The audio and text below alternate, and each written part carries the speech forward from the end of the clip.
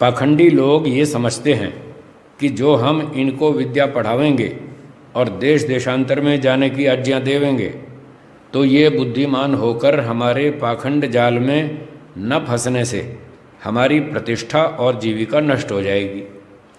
इसीलिए भोजन छादन आदि में बखेड़ा डालते हैं और वे दूसरे देश में न जा सकें ऐसा प्रयास करते हैं। तो ये पाखंडी लोग ये झूठी बातें फैलाते हैं कि ये जो अपने भारत के लोग हैं ये हमारे जाल में फंसे रहें, हमारे पाखंड में फंसे रहें, मूर्ख बने रहें, जो हम कहें वो करते रहें, तो अपनी दान दक्षिणा भी इनकम चलती रहे, खाना पीना मौज मस्ती चलती रहे और मेहनत ये लोग करें, हम ठाठ से बैठ के खाएं। तो ये इनकी मंशा गलत है। ये देश के लिए हानिकारक है, समाज के लिए, धर्म के लिए हानिकारक है। इसलिए ये लोग बखेड़ा करते हैं कि तुम विदेश जाओगे तो अंडे मांस खाओगे, तुम भ्रष्ट हो जाओगे, फलाना डर दिखा दिखा के, और उनको विदेश नहीं जाने देते, जबकि अपने देश की उन्नति नहीं होती। जाएंगे तो उन्नति होगी, नहीं जाएंगे तो नहीं होगी। तो ये पाखंडी लोग इसलिए जानबूझ के मना करते हैं। तो इनकी बातों में नहीं फंसना है। अपना वेदों के अनुसार, ऋषियों के अनुसार, जैसे ऋषि मुनि लोग भी देश विदेश जाते आते थे, ऐसे हमको भी जाना चाहिए। बुराई से बचना चाहिए, चाहे अपना देश हो चाहे विदेश हो। अच्छी बात धारण करनी चाहिए, चाहे अपना देश हो चाहे विदेश हो। तो हम पाठ को यहाँ विराम देते हैं। कोई शंका हो तो बोलिए।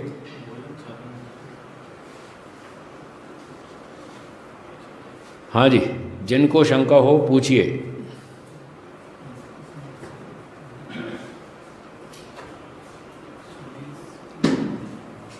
हाँ हाँ जी,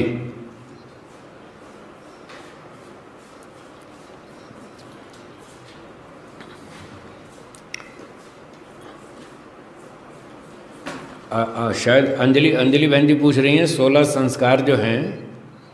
कौन पूछ रहे हैं? अंजलि बहन जी ना? हाँ, तो आप पूछ रही हैं कि 16 संस्कार जो हैं, क्या इसका उल्लेख वेदों में है या महर्षि दयानंद जी ने स्वयं हुआ किए, यही पूछ रहे हैं ना? तो इसका उत्तर है, ये 16 संस्कार वेदों में हैं। महर्षि दयानंद जी ने अपनी कोई कल्पना नहीं की है। सत्यार्थ प्रकाश की भूमिका में लिखा है उन्होंने, मैं जो भी कहूँगा वेद और ऋषियों की बात कहूँगा, अपनी बात कुछ नहीं कहूँगा। नवीन मत का चलाना मेरा लेश मात्र भी अभिप्राय नहीं है। उन्होंने बिल्कुल डिक्लेयर किया साफ। तो जो भी उन्होंने संस्कार विधि में 16 संस्कार बताए हैं, सब वेदों पर आधारित हैं, प्राचीन ऋषियों के बनाए हुए हैं वेदों पर, और वो उन्होंने अपनी कोई कल्पना नहीं की है। जी, अगला प्रश्न।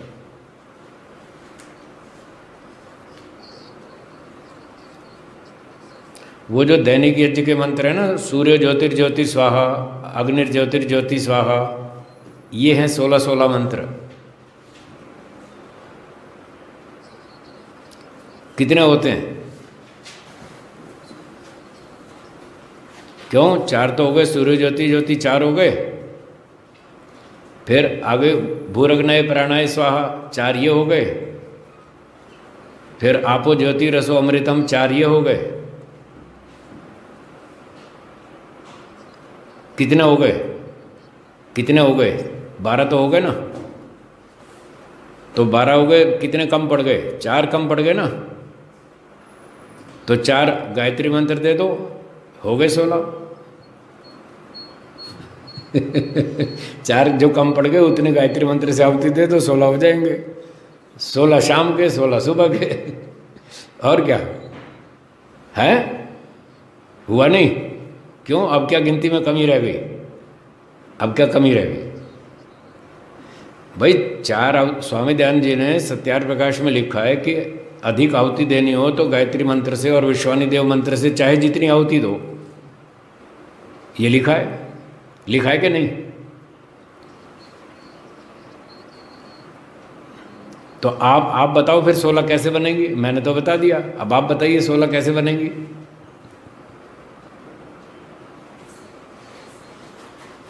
नहीं तो आप अपना पक्ष रखो ना, मेरी तो मानते नहीं आप, फिर अपनी बताओ। बात करने का नियम होता है, नियम से बात करें, या तो मेरी माने या अपनी बताओ। मेरी मानते नहीं, अपनी बताते नहीं, ये तो झगड़ा है। झगड़ा करने के लिए छूट नहीं है, यहाँ शंका समाधान की छूट है। या तो अपनी बात सुनाओ आप क्या मानते हैं, या मेरी मान लो।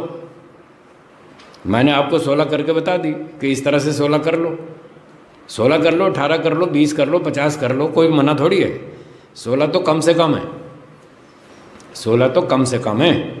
हाँ, अधिक कर लो, 30 कर लो, कोई दिक्कत थोड़ी आ रही है, अच्छा ही है, ज़्यादा करेंगे तो फायदा है। ठीक, और बोलिए, फिर से बताऊं? दोबारा बताता हूँ।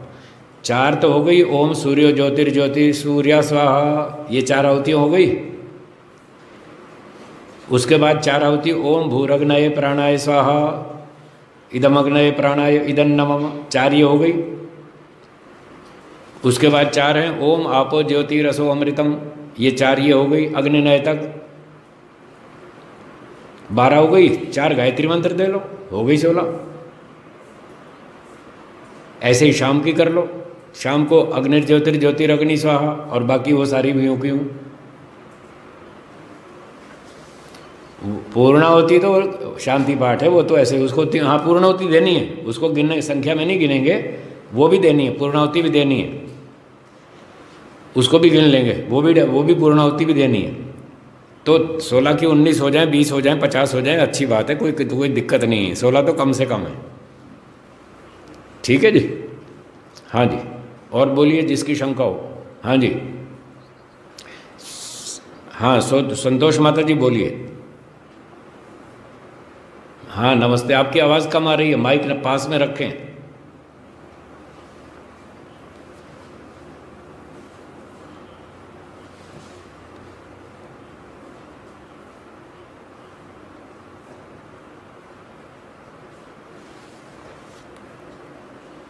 आपकी आवाज़ कम आ रही है, सुनाई नहीं दे रही, थोड़ा माइक नज़दीक रखें। द्युलोक, अंतरिक्ष लोक, पृथ्वी लोक, आगे नहीं सुनाई दिया।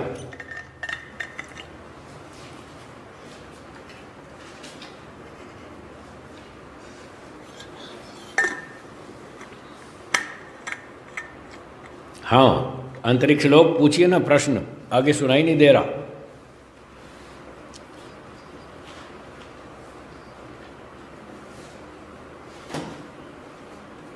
अच्छा अच्छा, ठीक है। ये कौन से मंत्र के अर्थ में लिखा है, मंत्र बताइए।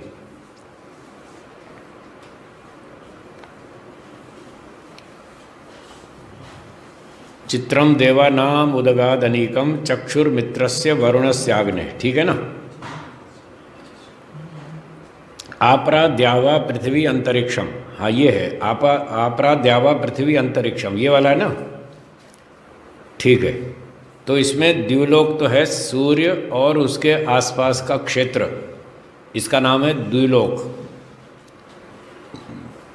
और पृथ्वी ये है जिस पर हम रहते हैं, ये पृथ्वी लोक है। और इन दोनों के बीच में जो खाली जगह है, इसका नाम है अंतरिक्ष लोक।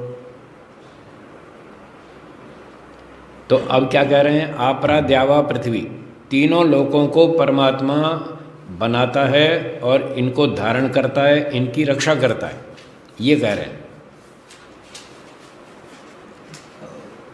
तो सूर्यलोक और उसके आसपास का क्षेत्र ईश्वर ने बनाया, ये पृथ्वी ईश्वर ने बनाई, बीच का अंतरिक्ष लोक ईश्वर ने बनाया, और वो तीनों लोकों को व्यवस्थित रखता है, पालन करता है, इनको टकराने नहीं देता, सूर्य पृथ्वी आदि को बराबर दूरी बनाए रखता है, जिससे कि हमको सब गर्मी ठंडी सब बराबर मिलती है, अनाज भी पकता है, खाने को मिलता है, सब देशों की रक्षा होती रहती है। तो इस प्रकार से परमात्मा तीनों लोकों को उत्पन्न करता है, धारण करता है, इनकी रक्षा करता है, ये मतलब है। ठीक है जी जी, धन्यवाद माता जी। अगला किसका नंबर है? पल्लवी जी पूछिए, पल्लवी बहन जी पूछिए। हाँ, वो आपको रेज हैंड करना हो तो एक ऑप्शन है जहाँ मोर लिखा है, मोर को टच करें, उसमें आपको कई ऑप्शन मिलेंगे, वहाँ रेज हैंड लिखा है, रेज हैंड को टच करें तो आपका नंबर आ जाएगा। वो तो आप टच कर स्क्रीन को टच करें होगा, स्क्रीन को टच करें तो होगा। अब अच्छा ठीक है, 2 मिनट रुकिए, थोड़ा रुकिए, वो उनका नंबर है, उसके बाद पूछ लीजिएगा। हाँ, क्या पल्लवी बहन जी बोलिए। हाँ पूछिए पल्लवी बहन जी पूछिए। नमस्ते।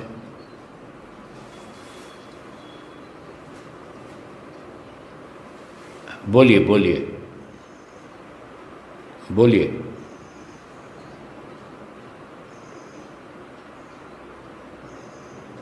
ठीक है।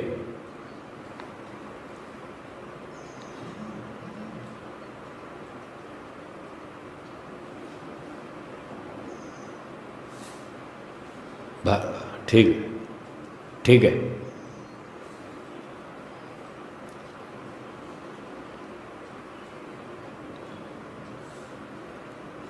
ठीक है। ठीक है। ठीक है।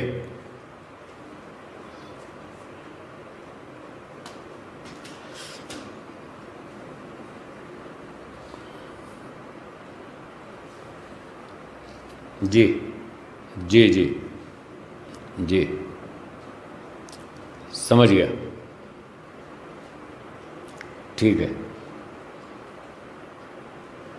इसमें इसमें यह कर सकते हैं, वहाँ जो ये कानून है कि आप घर में अग्नि नहीं जला सकते, इसका उद्देश्य क्या था कानून बनाने का?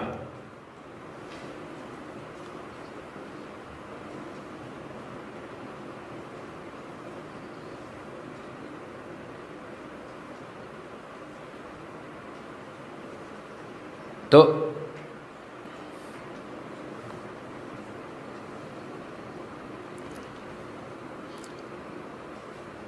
मतलब उनका उद्देश्य ये था कि प्रदूषण ना बढ़े, इसलिए रोका गया हवन को, यही मतलब था ना। तो आपकी दृष्टि में प्रदूषण बढ़ता नहीं, वो उनकी अविद्या अज्ञानता है कि वो मानते हैं हवन करने से प्रदूषण बढ़ता है। प्रदूषण को रोकना उद्देश्य है, ठीक है ना। तो आप तो जानते हैं प्रदूषण बढ़ता नहीं। अच्छा, जब आप हवन करते हैं तो वहाँ पर वो फायर अलार्म बज जाता है, तो फायर ब्रिगेड आ जाती है, वो कहते हैं भाई यहाँ आग लगी है।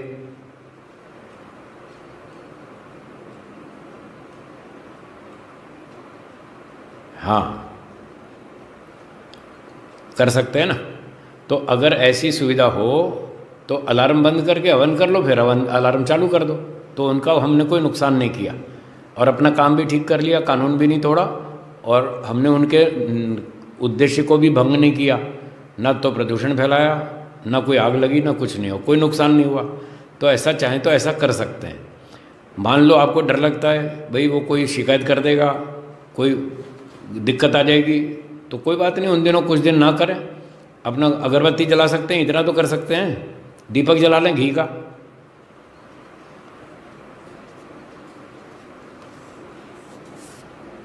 तो इतना ठीक है, दीपक जला लीजिए, आपत्ति काल में दीपक जला लें और अपने मंत्र पाठ कर लें। आपत्ति काल में ऐसा भी कर लें, कोई बात नहीं।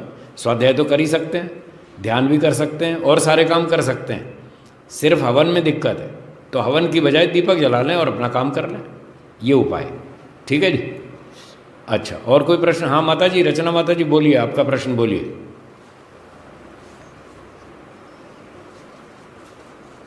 जी जी जी। हाँ, बड़ी बड़ी दीपक।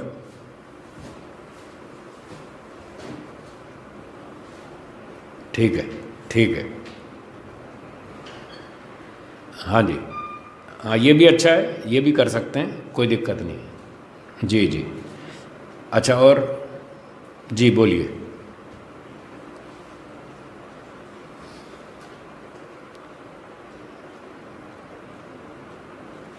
तो ड्राई फ्रूट से करना अच्छा है, लेकिन ड्राई फ्रूट से करेंगे तो उतना ही लाभ मिलेगा, जड़ी बूटी का लाभ नहीं मिलेगा। अगर ड्राई फ्रूट डालें तो जड़ी बूटी भी डालें, दोनों डालें तो दोनों का लाभ मिलेगा, एक डालेंगे एक का लाभ मिलेगा। अब आप देखिए कितना लाभ चाहिए। दोष नहीं है, दोष नहीं है, कमी है। दोष अलग चीज़ होती है, कमी अलग चीज़ होती है। इसमें कमी तो रहेगी, दोष तो नहीं रहेगा। दोष तो सिगरेट पीने में आता है, सिगरेट पीने में दोष आता है, और बीड़ी सिगरेट पीने में, जुआ खेलने में दोष आता है। जो निषिद्ध कर्म है उसको करने में दोष आता है। पर जड़ी बूटी नहीं डाली तो ये कमी मानी जाएगी, तो उतना आपको लाभ कम होगा। हाँ जी, ये कमी मानी जाएगी। ठीक है जी, और बोलिए बोलिए।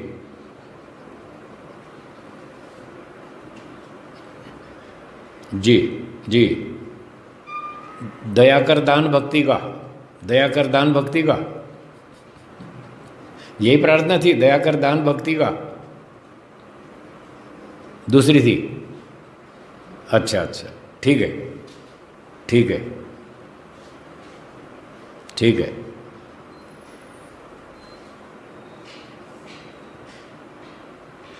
ठीक ठीक है ठीक है।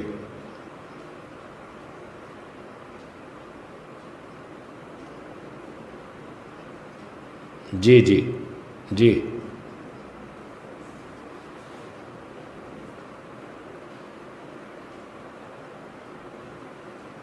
तो जो पुरानी बातों को याद करने की बात है, उसका उत्तर ये है कि जो क्रिया आप वर्षों तक करते रहे, लंबे समय तक, ये प्रार्थना आपने कहा हम बचपन में करते रहे, कई साल तक पढ़ते रहे ये प्रार्थना, तो कई वर्षों तक लगातार उस क्रिया के करने से उसके संस्कार हमारे मन में काफ़ी सारे संस्कार जमा हो गए, परंतु बीच में गैप आ जाने से वो संस्कार नीचे दब गए। दब गए तो पड़े रहे, फिर बीच में आपने रिवीजन नहीं किया, कोई बात नहीं, दबे रहे। अब जब किसी व्यक्ति ने आपको वो प्रार्थना दोबारा भेजी, आपने दोबारा सुनी कल, तो दो अंतरे सुनकर तीसरा याद आ गया। इससे क्या हुआ कि जो पुराने संस्कार दबे हुए थे वो जागृत हो गए। तो इसलिए जागृत हो गए कि वो वर्षों तक रोज़ प्रार्थना बोलते रहने से ढेर सारे संस्कार थे, इसलिए जागृत हो गए। अगर कोई छोटी मोटी घटना होगी, 1-2 दिन 4 दिन हुई होगी, तो उसके संस्कार बहुत थोड़े से थे, वो संस्कार तो 50 साल में ख़त्म हो जाएंगे। उन चीज़ों को आप याद नहीं कर पाएंगे। जो थोड़े से संस्कार हों, 2-4 क्रियाएं हुई हों, 2-4 बार हुई हों, वो तो संस्कार मिट जाएंगे, इसलिए आप उसको याद नहीं कर पाएंगे। पर जो वर्षों तक क्रिया चलती रही, उसके ढेर सारे संस्कार थे, इसलिए वो याद आ गया। तो इस तरह से मेरा उत्तर है कि प्राचीन बातों को उन्हीं को आप याद कर पाएंगे जिनके संस्कार बहुत सारे हों, उतने को कर पाएंगे, सबको नहीं याद कर पाएंगे। जी। और कोई प्रश्न हो तो बोलिए। किसी और का प्रश्न है? हाँ जी हाँ जी।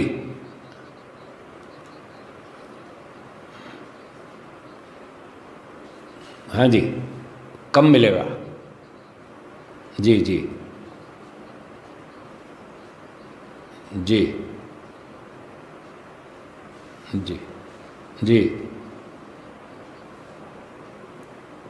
जी। होगा ही नहीं। हाँ, वो नहीं होगा। ठीक बात है, आपकी बात सही है, वो प्रयोजन सिद्ध नहीं हो पाएगा। जी जी जी जी जी। हाँ, घी से भी होता है, उतना घी का लाभ हो जाएगा, पर वो जड़ी बूटी वाला रह गया, उतना रह जाएगा, कम होगा। और किसी को कोई प्रश्न पूछना हो? हाँ, वो हाँ तभी आएगा। जी जी जी जी। ठीक है। जी जी जी।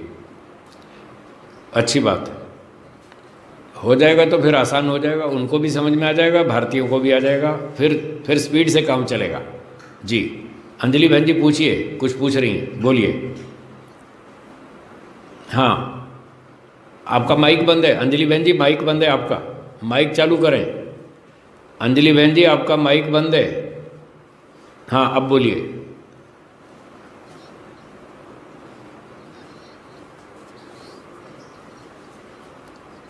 हाँ जी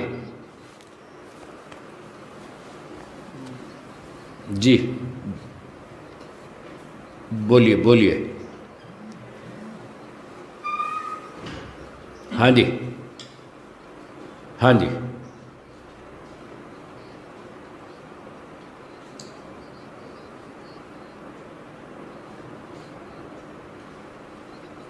ठीक है।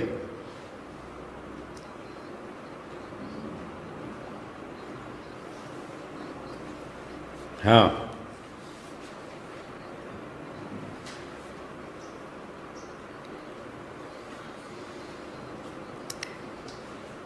हमारी हमारी दृष्टि में ये वैदिक नहीं है। कोई पिछले जन्म में नहीं जा सकता, ना कोई ले जा सकता। अगर आपको ध्यान हो तो मैं आपको याद दिलाता हूँ, एक सीरियल चलता था टेलीविज़न में, राज पिछले जन्म का, याद आया? चलता था ना, फिर वो बंद क्यों हो गया? पता है आपको क्यों बंद हो गया? वो इसलिए बंद हो गया कि जो लोगों को वो हिप्नोटाइज करके पिछले जन्म में ले जाते थे, तो वास्तव में कोई पिछले जन्म में तो जाता नहीं था, वो एक हिप्नोटिज़म था। और किसी उनकी अपनी पॉलिसी से उनके दिमाग में ये जो बातें डाल देते थे कि तुम पिछले जन्म में ऐसे थे वैसे थे, तो उनका मन के ऊपर इतना बुरा असर हुआ कि उनमें से कई लोगों ने सुसाइड कर लिया। जब वो सुसाइड के केस बढ़ने लगे तो सरकार ने उस पर बैन लगाया कि ये प्रोग्राम नहीं चलेगा, इसलिए वो बंद करना पड़ा। तो मैं ये कहना चाहता हूँ, पहली बात तो ये है कि पीछे जा नहीं सकता, वैदिक सिद्धांत तो ये है, पर वो अपनी हिप्नोटिज़म से उनको ऐसा ब्रेन वॉशिंग करके उनको ये बताते थे कि तुम पिछले जन्म में ऐसे थे। मैंने खुद कई एपिसोड देखे उसके। तो एक लड़की को बताया गया, एक लड़की ने बताया कि मैं पिछले जन्म में मैं लड़की थी और इस्लाम परिवार में थी, और मैं किसी लड़के से प्रेम करती थी और मेरा प्लान था उससे शादी करने का। तो ये बात मेरे मामा को पता लग गई और मेरे मामा ने मेरा खून कर दिया कि तू ऐसा करेगी। उसने, मेरे मामा ने मेरा खून कर दिया। ये बात उसने वहाँ पर टीवी एपिसोड में बताई। और फिर बाद में पता चला कि उसने भी सुसाइड कर लिया, इस जन्म में फिर सुसाइड कर लिया। और उसने पूछा कि मेरे मामा ने शादी की या नहीं की? कि जब मेरे मामा को शादी करने का हक है तो क्या मुझे अपनी शादी करने का हक नहीं है? मेरे मामा ने मुझे क्यों मारा? इस प्रश्न का उत्तर वो हिप्नोटिज़म करने वाला भी नहीं दे पाया और कोई भी नहीं दे पाया। तो उसके दिमाग में फ्रस्ट्रेशन हो गया और इतना बढ़ गया, वो डिप्रेशन में चली गई और उसने फिर दोबारा सुसाइड किया। तो ऐसे बहुत सारे केस हुए, जिसकी वजह से सरकार ने उस पर बैन लगा दिया कि इस तरह का प्रोग्राम नहीं चलेगा। तो हम तो पहले ही नहीं मानते कि पिछले जन्म की बात याद आती है। और स्वामी दयानंद जी ने लिखा भी है 9वें समोल्लास में, अगर पिछली बातें याद आने लग गई तो आपका जीना कठिन होगा। उन्होंने तो पहले ही लिख रखा है, 150 साल पहले ही लिख रखा है। तो इसलिए वैदिक सिद्धांत के अनुसार ये बात ठीक नहीं है। कोई पिछले जन्म की बात नहीं जान सकता। उसका मैं एक आपको एक लॉजिक और देना चाहता हूँ। माता जी ठहरिए, एक लॉजिक और देना चाहता हूँ जिससे आपको ये बात कुछ ज़्यादा क्लियर हो जाएगी, नहीं तो ये बार बार प्रश्न उठता रहता है। तो उसका रीज़न ये है कि हम जो चीज़ देखते हैं, सुनते हैं इंद्रियों से इस जन्म में, तो मन से, इंद्रियों से वो चीज़ को हम देखते हैं, खाते पीते हैं, सारी क्रियाएं करते हैं। तो जब ये सारी क्रियाएं करते हैं तो इन चीज़ों के हमारे मन पे संस्कार पड़ते हैं। मन जो है वो ब्रेन के बिना काम नहीं करता। मन को काम करने के लिए ब्रेन की हेल्प चाहिए। जैसे आँख को काम करने के लिए आँख का गोलक चाहिए, तो मन को भी उसका गोलक चाहिए, उसकी सहायता के बिना मन काम नहीं करता। तो सिस्टम ये है कि जिस मन से हम इन संस्कारों को स्टोर करते हैं, संग्रह करते हैं, उसमें इस ब्रेन का भी योगदान है।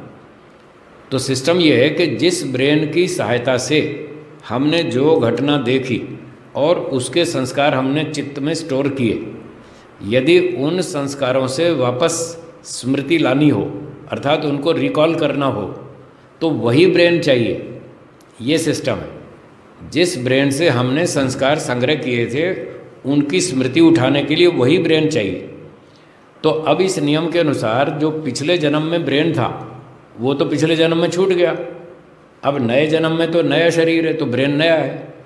तो जब ब्रेन चेंज हो गया तो वो सिस्टम टूट गया। इस ब्रेन से हम पिछले जन्म की स्मृति को रिकॉल नहीं कर सकते। ये इसमें रीज़न है। इसलिए हम कहते हैं पिछला जन्म की बात याद नहीं आती।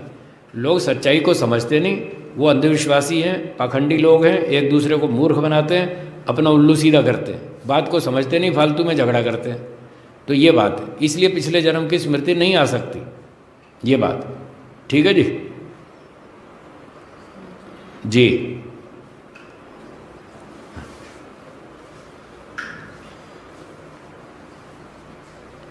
जी जी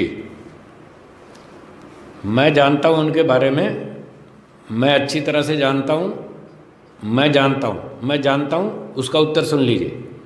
वो कोई पिछले जन्म की बातें नहीं बताते थे। मैंने उनको सबसे पहले उनका पहला वीडियो मैंने ही बनाया था दिल्ली में, एक परिवार में, ब्रह्मचारी कृष्णदत्त जी नाम था उनका, हाँ अग्निहोत्री परिवार में, वहीं पर ही बनाया था। उनके बच्चों को मैं संगीत सिखाता था और संस्कृत पढ़ाता था, तो उन्हीं फैमिली में मैंने उनका सबसे पहला वीडियो बनाया था उन बच्चों के साथ मिल करके। और रात को हमने उनको टीवी में दिखाया कि देखिए आप इस तरह से लेट करके बोलते हैं, ऐसे सर हिलाते रहते हैं और प्रवचन देते रहते हैं। तो उनको बड़ा आश्चर्य हुआ कि अच्छा मैं ऐसे करता हूँ। उनको तो पता ही नहीं था कुछ भी, वो तो तमोगुणी अवस्था में, मूढ़ावस्था में कुछ कुछ बोलते थे जो उनको पिछले जन्म के संस्कार आते थे। तो वो मूढ़ अवस्था थी, वो होश में नहीं रहते थे। तो वो तो स्वस्थ अवस्था नहीं है और वो कोई स्मृति नहीं है, वो संस्कार आते थे, उस संस्कारों को वो जैसे तैसे बोल पाते थे। फिर हम उनसे पूछते थे कि आपने जो प्रवचन में बोला अब बताइए कुछ याद है? वो कह रहे मुझे तो याद नहीं। तो कहाँ याद हुआ उनको, स्मृति कहाँ आई? वो साफ मना करते थे मुझे तो कुछ नहीं मालूम। उन्होंने जब पहली बार देखा अपना वीडियो तो उनको बड़ा आश्चर्य हुआ कि अच्छा मैं ऐसे करता हूँ, मतलब उनको पता ही नहीं था मैं क्या करता हूँ। वो तो नशे की हालत है, वो मूढ़ अवस्था है चित्त की। तो इसको पिछले जन्म की स्मृति नहीं कहते। स्मृति का मतलब है जैसे आपको मालूम है आपके जूते कहाँ रखे हैं, आपके चप्पल कहाँ रखे हैं, आपका सामान कहाँ रखा है, आपको पूरा याद है इस समय का, इस जन्म का। आपके किस कमरे में कौन सा सामान रखा है, रसोई में सामान कहाँ रखा है, आपको पूरा याद है। इसको बोलते क्लियर मेमोरी। तो क्लियर मेमोरी पूर्व जन्म की नहीं हो सकती, उनको भी नहीं थी। तो ऐसा कुछ नहीं है, इस बात से सावधान रहे। तो समय पर्याप्त हो गया। मैं सब जानता हूँ, बहुत किताबें उनकी लिखी हुई। आर्य समाज, विनयनगर, दिल्ली वाले लोग उनकी पुस्तकें छापते थे। मुझे उनकी पूरी हिस्ट्री पता है, हाँ मुझे सब मालूम है। तो वो कोई पूर्व जन्म की बातें याद नहीं आती, वो सब गलत है। जी जी जी। तो अब हम विराम की ओर चलेंगे, एक बार ओम का उच्चारण करेंगे।